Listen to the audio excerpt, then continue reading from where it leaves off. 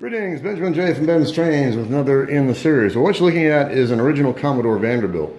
And I got this about 2 weeks ago. Pre-war, as you see. It's got the spoked wheels. Anyway, it was missing the front bezel. Now, there's two types of front bezels on the Commodore Vanderbilt. There's a chrome bezel, which is actually the smokestack off of the 898. And then there's no bezel at all, just a hood over the exposed light bulb. In this case, this was supposed to have the hood, but the hood is missing, so it just left a big gaping hole in the front. So I installed a temporary bezel made out of the smokestack off a 490. As you see, this was broken and really badly broken, came in a box of parts.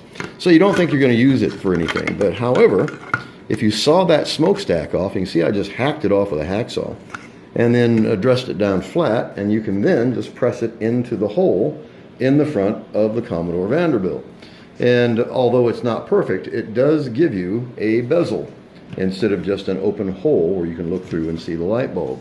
So I just want to do a quick video on this. It's really simple. It's a really simple repair. Stopgap measure, but it works. So I'll put this on the rail and we'll run this. And I just put this one in there. There's also the same bezel is on the red Commodore Vanderbilt. As you see, that also is the smokestack off of a 490. Anyway, it works. It gives you at least a finished look, as you see, instead of just that big gaping hole. So we can take this around, and you see it's effective.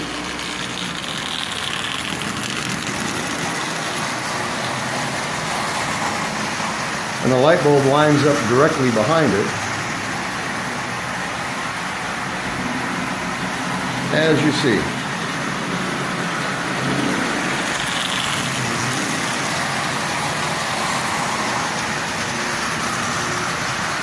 But it's a really simple repair. I just want to do a video on it.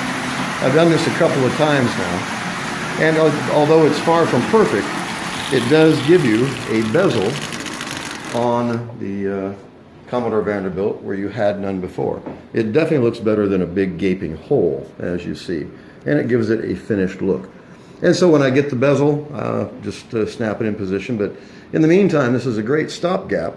You know, it's almost invisible, but you can see it. And like I said, it does give you a finished look on the Commodore Vanderbilt instead of just having a wide open hole there. So a really simple repair.